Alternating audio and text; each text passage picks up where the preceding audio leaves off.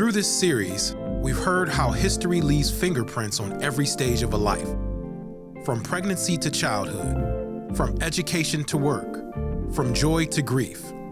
And today, we close with what endures, what we pass on, what we choose to carry, and what we refuse to let follow us into the future. The cycle of inequality in America, from slavery to segregation to mass incarceration, didn't just shape systems. It shaped identity. It shaped who felt worthy of opportunity and who had to fight for it again and again. But legacy is more than struggle.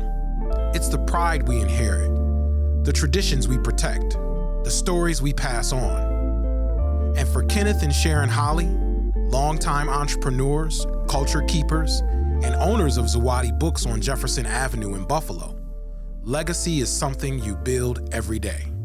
You start with your family, you do something small maybe.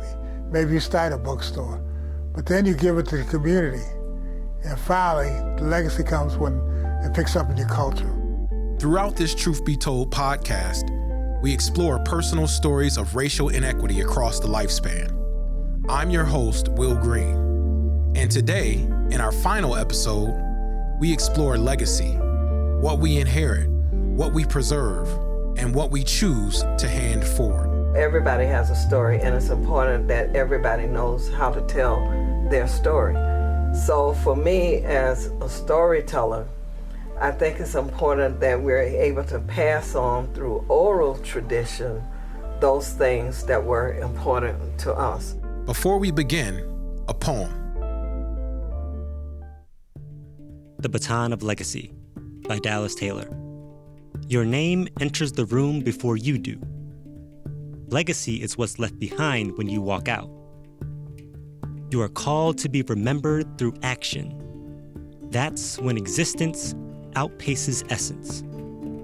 What you dream becomes a foreshadow and an answer to a problem. Without legacy, the future has no leg to stand on. It wobbles like uncertainty and diminishes in value. But with polish and strong foundation, a tabled yesterday gains legs for tomorrow. When those legs gain speed and life finds its track, legacy passes the baton so purpose can finish what was started. For the Holleys, legacy is a long table, and generations before them built its legs. How y'all doing today? Oh, doing pretty good. Sun shines out, doing good. Sunshine is out. It's a beautiful day, right? Yeah. Yes, it is. I'll tell you what, it's a beautiful day to talk about legacy, right? All right. Okay. If you walk into Zawadi Books today, you'll find shelves curated with intention. African diasporic history, children's books filled with Black joy, and stories that tell the truth, even when the truth is hard. That curation started long before the Holleys ever opened their doors. It started in childhood. Growing up, education was very important. Reading was always stressed. So I was read to at a very young age by both parents who felt that reading was important. And growing up, for birthdays, special occasions, I was given books. So that was the importance of having the books. So I had books of my own. And I always tell people my story of my comic book library, because I loved comic books as a young child. And I had every comic book you could think of, especially fond of Archie, Veronica, Lulu, but I like Green Lantern and some of the other superheroes too. But that library allowed me to read the books in my comic book library and loan them out to everybody in the neighborhood who didn't have a comic book library so that they could read. A little girl running her own library, checking out books, collecting overdue ones, long before she ever imagined becoming a librarian. At a time when Black children often had fewer books at home, a documented disparity that persists today, Sharon created access for a whole neighborhood. For Kenneth, legacy came through a different door. My father was a dock worker during that time, and the men in the community all came out of these factories. And you see them come home with this soot and everything on their outfits, but they wouldn't go home. Now, my father used to come home on Thursday night because that was his last night. He worked overnight. And him and his friends would come to the house, and they would sit there and he'd make themselves the biggest breakfast I've ever seen in my life. Eggs, bacon, sausage, pancakes, and they sit there and eat and drink. And one of the things they always did for my mother was, they always say, Ruth, who was my mother's name, what books did you bring me? And I thought this was fascinating to me, because here were these men come home from work, start going home and get some sleep.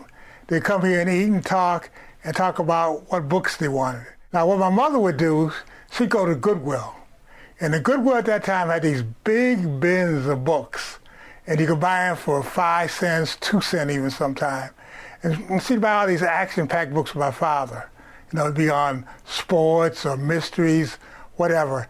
And these men would come over. When they go home, they always say, Ruth, can I take a book? You know? So all of them would most of them would want to take a book home with them. And that fascinated these men would be so interested in books.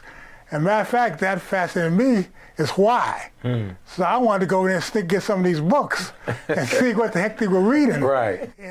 Men coming home from the factory covered in soot, stopping not to sleep, but to talk about books, to choose new ones, to argue about mysteries in sports novels. This is legacy too. Quiet scenes of literacy and community that rarely make headlines, but shape a child's sense of what matters. So it's like a tool for community building, right? And a specific purpose behind connecting over the books. I think also for you, Miss Holley, that family input, bring you the books. You had your own library even back then. Yes. So it's funny, you mentioned you would get gifts as books, right? Exactly. In my family, I give out books as gifts and people don't seem very happy. Well, things are changing a little bit because in our household now, grandchildren get books. You know, the question is, Grandma, do we have to get another book? Yes. But we're helping them to build their libraries. And I understand they go through a phase where they're not really interested, as one of the older grandchildren will say, I have to read all day in school. Right. I don't want you giving me books. But we want them trying to encourage them to read not just the school book, but to read for pleasure. I was just going to say another thing that we celebrate Kwanzaa. And during the Kwanzaa celebration, on the 6th night, you give away gifts. And one of the gifts that's always suggested you should give is a book. So our children and our grandchildren all celebrate Kwanzaa, and they all know, no matter how much the grandchildren moan and groan, that they're going to get a book on that Kwanzaa night. What's the significance of the name of the bookstore? Is that connected to Kwanzaa? Well, it's actually, Zawadi means gift. Yes. So it's a Swahili word for gift. And when Dr. Karenga created the holiday Kwanzaa, he used the language of Kiswahili in naming the 7 principles and naming some of the things that take place. And one of the symbols of Kwanzaa is Zawadi, which is gift. Okay. Joy is a form of resistance. And the Holleys inherited that joy from elders who insisted on dignity even within segregation, especially in a generation coming out of Jim Crow Florida, where libraries, schools, and even bookstores were segregated, and opportunities were rationed by race. My mother did graduate from high school. My father did not. He went as far as 8th grade, but he valued education and he valued books. Now, ironically, they did not have a library of books in the house. You know, they had, of course, the Bible. Yes. My dad had different interests, so he had a lot of photography magazines. Or my mom, everybody had Ebony Jet, you know, when that came out, that you would read. But they didn't have a so-called library per se. But they valued education, they valued reading. And it might be because they might not have had a chance to pursue it as much as they wanted to pursue it in their lifetime, that they push it on to the next generation. And that value for education set the Holleys on a path that would eventually lead to one of Buffalo's most important cultural institutions. So when did you guys open up the bookstore? Well, Two things happened in 1976, 49 years ago. One, we started the bookstore up on Main and Michigan, and the other ones, we got married that same year. So the bookstore is 49 years, we've been married for 49 years. And what we did before then, we collected books. Each of us had our own books. And we found out we had duplicates. You know, we had two of a lot of things. So we started collecting books for the bookstore at that time in 1976. And then when we moved up to Maine and Utica, we had a collection of books of our own that we could just put in the bookstore. Harambe Books, now Zawadi, began as a single wall of books in their home. Two young book lovers who kept buying duplicates, just in case they didn't stay together. Before we started, we would go to bookstores. So we would go to bookstores looking for particular kinds of books. In Buffalo, there was a store downtown that was part of Ulbricht's, I think, and they had a small section of books and a smaller section of books by black people. Right. And it was mostly the street books. There was a big African-American store in Toronto. We would go there to that store. There were some bigger stores throughout the country that we could go to, and we knew some of the publishers of the smaller books, Broadside Press, Dudley Randall in Detroit. In Chicago, there was Third World Books with Hakeem Matabuti. Yes. In New Orleans, there was Kalamu Yasalam with Ahidiana Books. And in New York City, there was The East. So we were making contact with all of these people about the books that they were publishing too at the same time. But still, they dreamed bigger.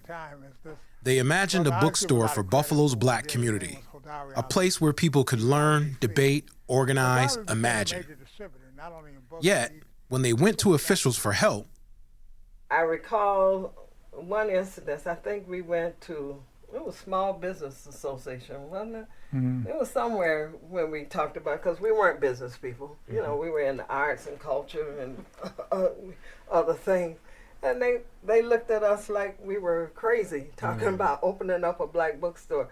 The feeling I got from them was almost a question like, why you want to do that? Black people don't read. Ooh, we. You know, that was, it didn't come out and say it, but that was the feeling that you got sitting there. That was I the think energy. he was saying, you need $500,000. In other words, don't be asking us for any money. and their experience wasn't unusual. Throughout the 1960s and 70s, black entrepreneurs faced higher loan denial rates from the Small Business Administration, even when they had similar credit profiles, a practice that restricted wealth building for generations. Black bookstores was a scene of many other things. Like out of Zawadi and Harambe became the Kwanzaa Committee started in that bookstore. The Marcus Garvey Day Committee started in that bookstore. The Malcolm X Day Committee, all of them started in the bookstore. We had the meetings there. We planned it there. We even formed a little parade that we had for Marcus Garvey Day. We actually marched down Fillmore Avenue with our leader doing a New Orleans little march in front of us.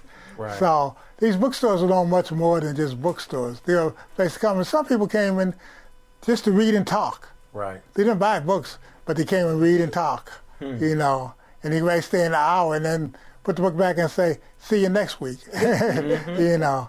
But the bookstore was known for a lot of things in the community. Zawadi became a hub, a crossroads of ideas, movements, and histories, a place where people with different ideologies could show up, speak their truth, and be heard.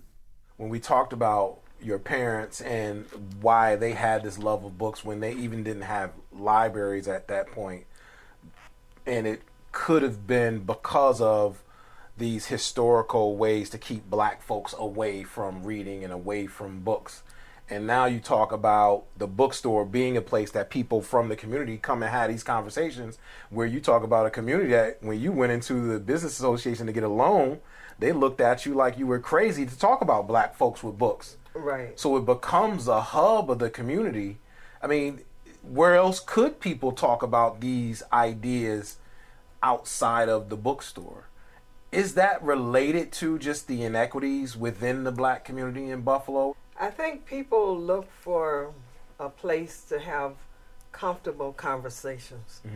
So even today, we have people coming to the bookstore with different ideologies that they want to explain to us or tell us their train of thought. And someone could come in right after them with a whole different ideology than the one that was just talked about 10 minutes ago.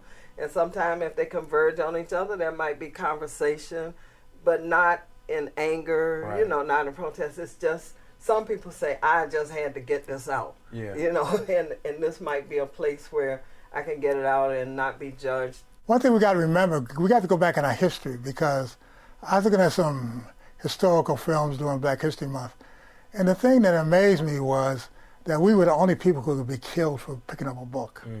And these things were so powerful to me when I saw, especially like a teenage boy getting caught in his master's library, and he wasn't reading it, but he was just picking up, looking at it, and he was wondering what was inside of it.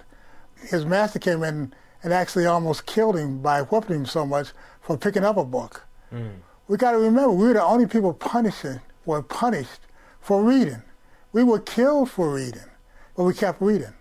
Somehow we snuck and we picked up the book and we read it. We learned how to read.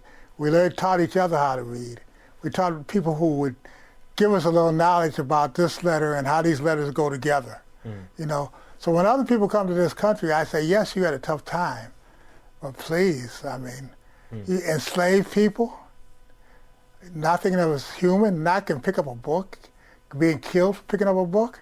There's no other experience like our experience in this country. This is historical fact. Under slavery, many states imposed laws prohibiting enslaved people from learning to read, punishable by brutal violence or death. Literacy, for Black Americans, has always been an act of liberation. Even after emancipation, Black literacy was met with resistance, from underfunded schools to segregated public libraries that limited access to books or barred Black patrons entirely. And Sharon saw echoes of Southern segregation when she moved north. In the South, it was more overt. Things were like in your face. I grew up in a town that was segregated, or they say separate but equal, but never equal. Okay, but there were Black people lived in particular parts of the town, and the majority of people in the town, especially women, were domestic workers. They worked in houses of whites doing cooking and cleaning, and the majority of men did labor. It was very kind of rare to see, say, a man in an office unless he worked for himself. So the independent people in the community were teachers. If you had an education, you could go to school and become a teacher. That was the profession. Yes. Maybe you could work in an office. Maybe, not generally. But if you were a hairdresser, you had your own independence, your own independent business. Or if you were an undertaker, you had your independent business. Or my uncle had a dry cleaning business, so he had his own independent business. And these businesses catered to the Black community, right? And they provided the services that were needed, for the Black community. But when you come north, you would think, well, all that's over. It's very different. But when you get here, you look around and you see, well, it's different, but it's still the same. It's not as overt, but it's there. Right. So it's like, stay in your place. You can do this, but you can't do that. You can go here, but you can't go there. You can live here, but we don't want you living there. So it's the same kind of thing, but it wasn't the great big sign. Right. It wasn't colored water, white water when you got up here. It was just a fountain that you better not drink from, right. Even though the sign was missing. These experiences sit inside a much larger pattern researchers call the racial wealth gap. Generations of exclusion, from slavery to redlining, blocked families from building assets that could be passed on. And while Black-owned businesses grew significantly in the last 5 years, they still make up just 3% of all U.S. firms in a country that is 14% Black. Today's inequalities aren't accidental, they're inherited. In Buffalo, the legacy is visible too. A 2021 study found that Black households in Buffalo held a median income less than half that of white households, a direct outcome of redlining and mid-century disinvestment. Zawadi Books is one of the exceptions, and part of that long lineage. For the Holleys, legacy began with the gift of books, the fight for knowledge, and the desire to create a space where Black stories were centered, not erased. But legacy isn't just written. Sometimes it's spoken.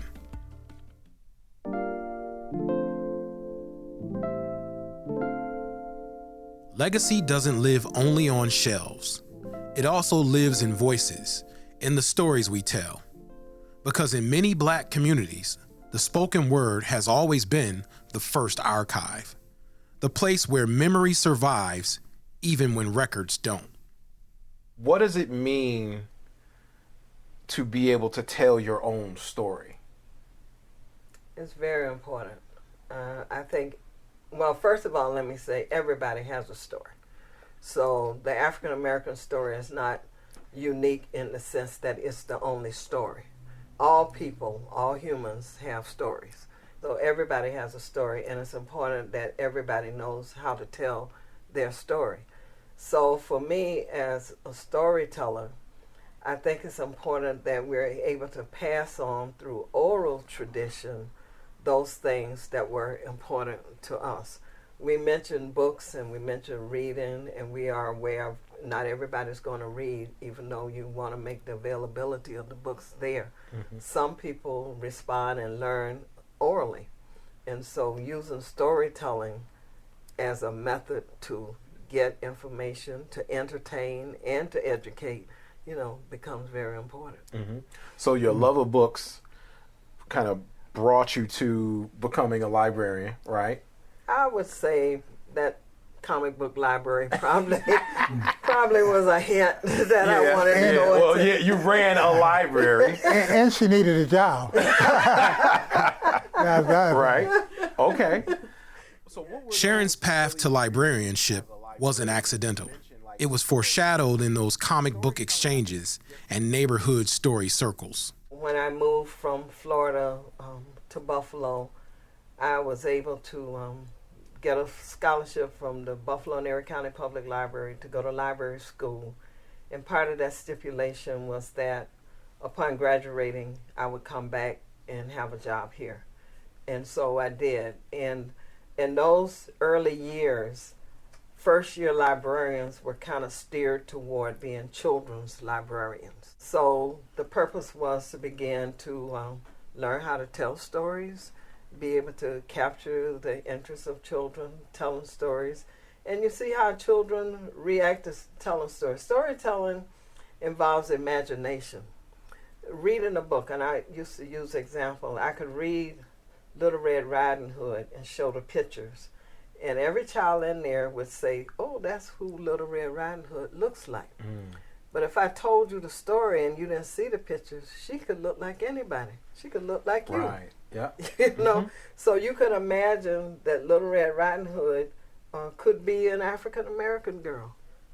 She didn't have to be what you just saw, that illustration on the book, because it kind of spurred the imagination. So storytelling had that appeal to be able to transfer these images, to be able to kind of spark the imagination of someone listening to a story without them seeing what everybody thinks it looks like. Right. So almost kind of constrained by the images. Yes. Yeah. Yes. Okay. So you were able to not only use a picture book that way, but to use historical references, biographies, and to be able to talk. And what I find is when people listen to stories, they kind of put themselves in the story. In the Black tradition, storytelling reaches far beyond entertainment. It's identity work, memory work, community work. Its origins stretch back thousands of years. In West Africa, griots, master storytellers, carried the history, laws, genealogies, and wisdom of their people. They were living archives, holding centuries of knowledge and memory. That tradition survived enslavement, survived migration, survived erasure. When enslaved Africans were brought to the Americas, they carried that tradition with them, preserving history in the only way they could when reading and sometimes writing was forbidden. Tell me about the griot. The griot was the man, usually an elder, who when their parents would let their children follow their grandfather or some elder in the village, and he'd just follow them around, and he'd tell them stories. He'd tell them where their great-grandfather come from. They might find a spot, they say, this is where your great-grandfather's first village was, and things like that.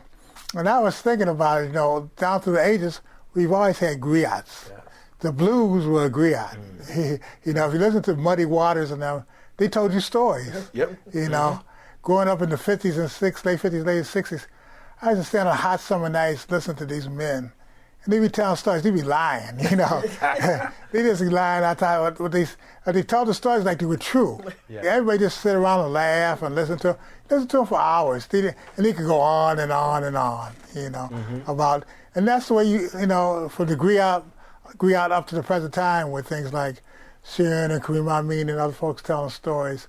It's just passed down through the years. Right.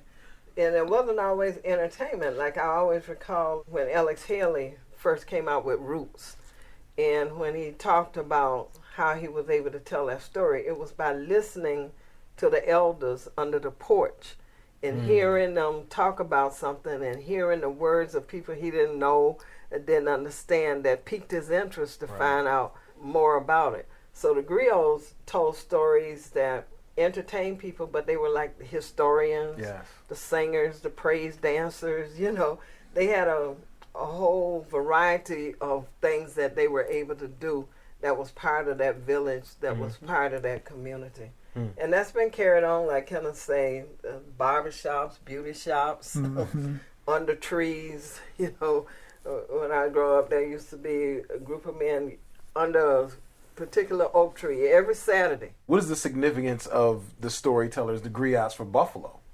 I think they're like culture keepers. Buffalo has its own collection of stories. I mean, we tell stories from the continent, and we tell the African folk tales, and we tell African American folk tales. But if you listen, Buffalo has its own stories. There are stories that people tell about Jefferson Avenue. That if you listen to them, it's like, it's not the Jefferson I knew. It's not the Jefferson that's there now.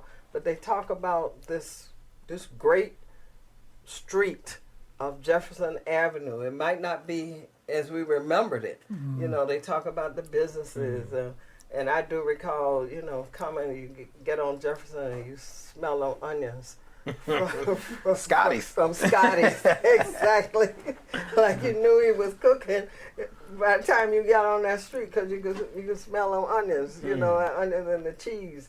But people would talk about the businesses and what was going on in Jefferson and who came and who played at the clubs. And so each city, each place, has its own stories. It sounds like the stories are the individual people too, right? Oh, we need the people to tell the stories. Yeah. And I mean, there's three parts of storytelling, I always say. You got the story, the storyteller, and the listener. If you miss any one of those three parts, storytelling's not working, okay? You don't have the story, then the listener and that doesn't work. Yeah, the other thing about us, too, is that you mentioned Scotty's. If you go telling history, you start naming names, and telling the audience, people start shouting out names. Everybody wants somebody to be remembered. They want to connect. Yeah, right? They want to be connected to the story, right? Or they want somebody, their father or mother, somebody, a family member, to be connected to that story, that they're part of that story. Right. See, now, to me, this conversation that we're having really encapsulates legacy, because there's that connecting to the stories and naming these folks who are connected to it. The importance of Sankofa, this idea that we go back in history and we bring it forward for a purpose. Right. When I shout out Scotty's, I mean the history of Scotty's. I think about John Young and black entrepreneurialism.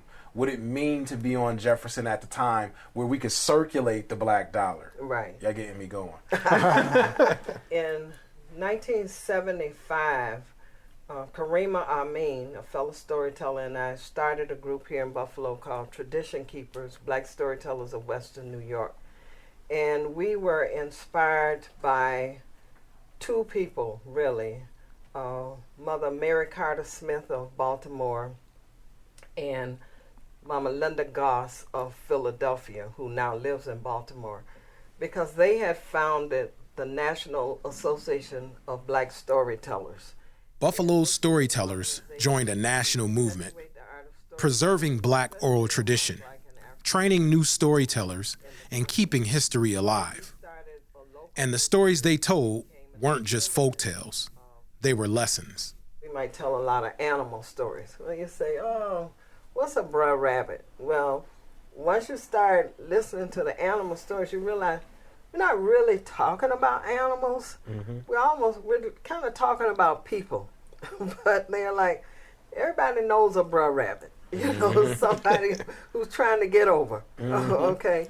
And the bruh rabbit stories were so significant because bruh rabbit's not the biggest, he's not the strongest, but he uses his head. You know, he's going to try to get out of whatever you put him in. And it reminds me of who our people are. We're not the biggest, the strongest, we don't have the most, but we're going to figure out a way. Right. You know, that's the kind of bruh rabbit in us.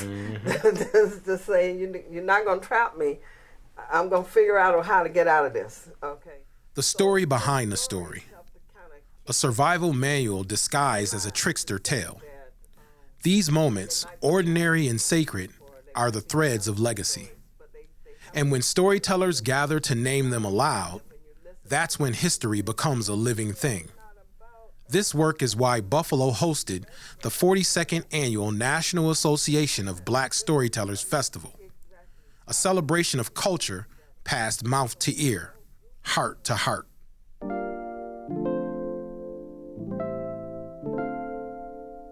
To understand where you're going, you have to know where you've been. For many Black families in the U.S., tracing ancestry also means confronting gaps, missing records, erased names, and generations marked only by property rolls or bill of sale documents. For Sharon Holley, genealogy, the study of family history, is another form of storytelling, one grounded in names, documents, migrations, photographs, and memory. I call it the study of family history. So genealogy is designed to help you go back and trace your relatives and your family as far back as you can. It's very interesting that the publication of Roots by Alex Haley really started a spurt in genealogy, because after that people was wondering, well, where did I come from? You know, what are my roots? Genealogy was always there, but after Roots, it became really a hot topic for people to explore. So I dwelled into it maybe about 10, 15 years ago, trying to find out, you know, where my family was from, how we got to Florida. Her search led her back to Abbeville, South Carolina, where her paternal great-grandfather lived before the family migrated to Florida, part of the long arc of Southern Black movements across the early 1900s. It led her to journals her father kept, pieces of a history she didn't know she had. Kenneth's family history was full of Buffalo pride. My Uncle Dan owned Dan Montgomery's down on Exchange Street. My other aunt owned Little Harlem there in Buffalo. And they used to have all these famous people come in and out of there, you know, and they were all well known. For if you wanted to meet and greet people who were known in Buffalo, you go to places like Little Harlem. Right. Because everybody was there, all the politicians and everybody were there, you know. Little Harlem, a legendary Black nightclub where icons performed and community gathered. A place where Black prosperity existed despite segregation. Sharon discovered whole books documenting Black life in North Dakota and Minnesota, unexpected pockets of Black migration. She learned that pictures, Those fragile, curling, sepia-toned family photos are archives of their own. Keep those pictures. Yeah. Whatever you do, keep the pictures. Yes. Because if you want to grab people's attention, get them pictures. And what they'll do is they'll laugh at the old hairdos. They say, oh, God, this is the way they wore their hair, especially some of the men even, with their hairdos back in the 40s and 30s. You know, they had these crazy hairstyles, some of the men were. And go back and let them look at some of the dresses and where people lived, where their grandparents lived. And that really grabs their attention, even the small ones. Right. They want to know who that was, why does that person look so funny, you know, things like that. So I encourage everybody to keep your old pictures where you can grab them and put them in a picture book. Sharon's interests broadened from her own family to her entire community. She joined the Buffalo Genealogical Society of the African Diaspora, founded in the mid-1980s. You just have to prove that your direct ancestor was enslaved. So it's for me, it was very gratifying because I was able to go back and name people, you know. These my peeps, you know. It's like they have names now, you know. This is where they were, you know. So I think it's a really good way to reinforce your research. We meet like once a month from September to May. We were meeting at the Meriwether Library, and it's just a place to encourage people to learn how to search on the internet and other forums to get family information, family history. And a couple of years ago, we put a book together called Kindred Stories, where members of the group were able to put a chapter in related to their genealogy. Before we wrap up for today, as I mentioned at the beginning of the meeting, in 2026, the Smith Center will be here in Buffalo for the community curation program through the Smithsonian. And we're going to have 3 genealogy workshops. And one topic is beginning genealogy. But Buffalo and the Great Migration, we're here because somebody came here. And we want to find out why. So, show of hands for people who think we should go with Buffalo and the Great Migration. Okay. 1, 2, 3, 4, 5, 6, 7, 8. I think that's a majority, right?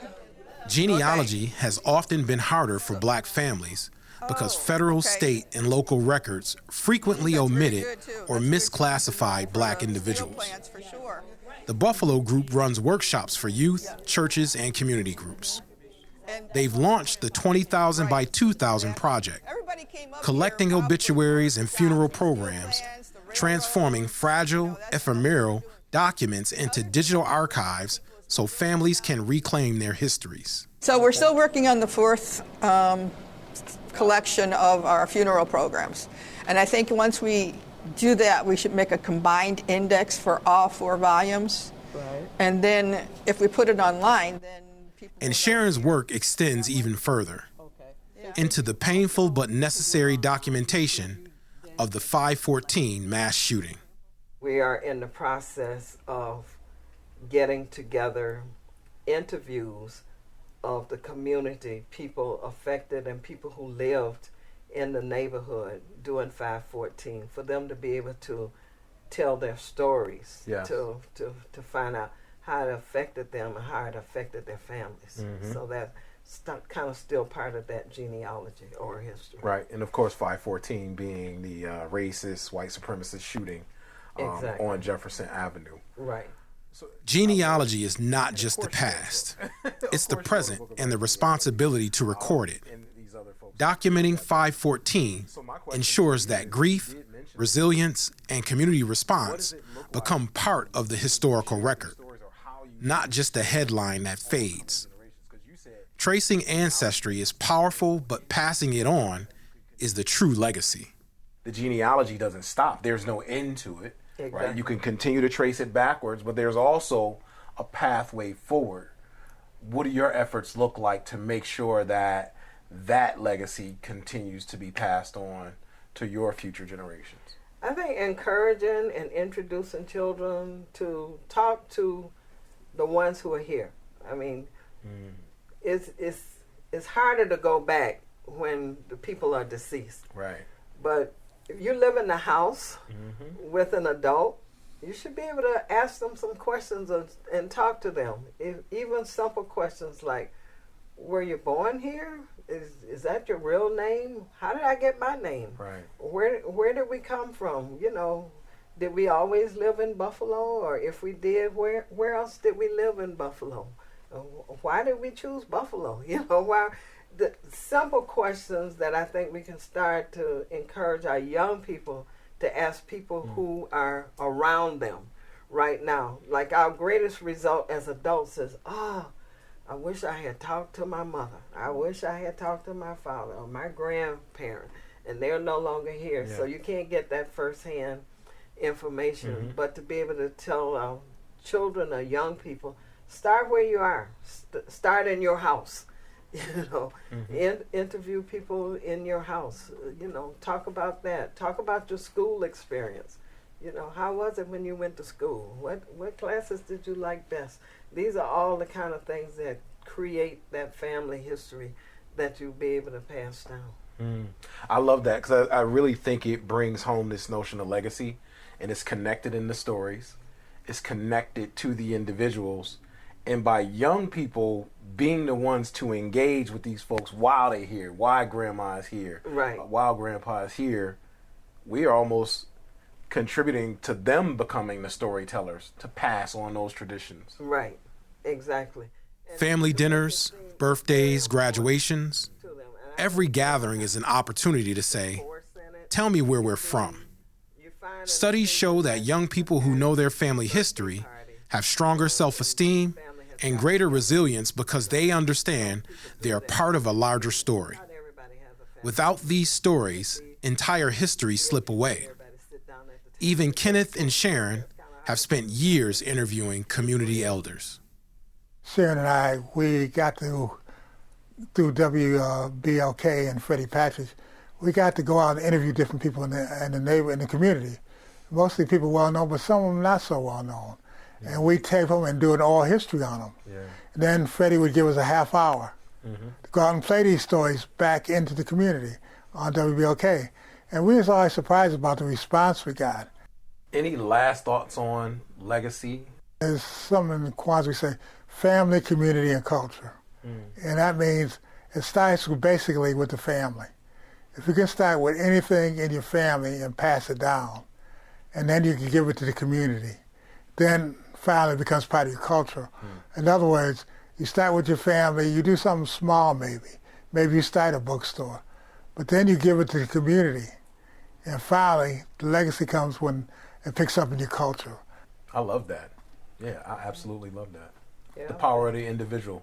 Start with your family, then community, culture. Right. It's impossible to organize a community if your house not in order. I don't care how powerful you are.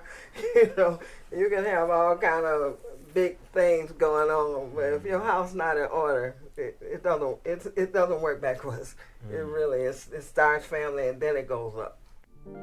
Legacy begins inside the home. Then it ripples outward, shaping identity long before any policy does. Legacy isn't something we leave behind when we're gone. It's something we build every day. In the Holley family story, we see how legacy grows from small acts. A parent sharing a book, a child running her own comic book library, a bookstore opening its doors for community and conversation. Their story reminds us that history lives in the ordinary, in kitchens and barbershops, in photo albums and family stories, and the people who make sure Black voices are heard and remembered.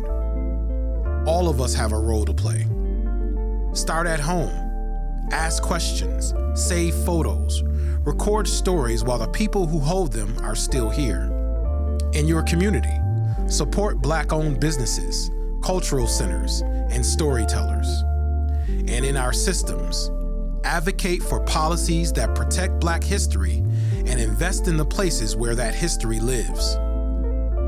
Legacy begins with family, grows in community, and becomes culture. And every story we save strengthens the future we're building together.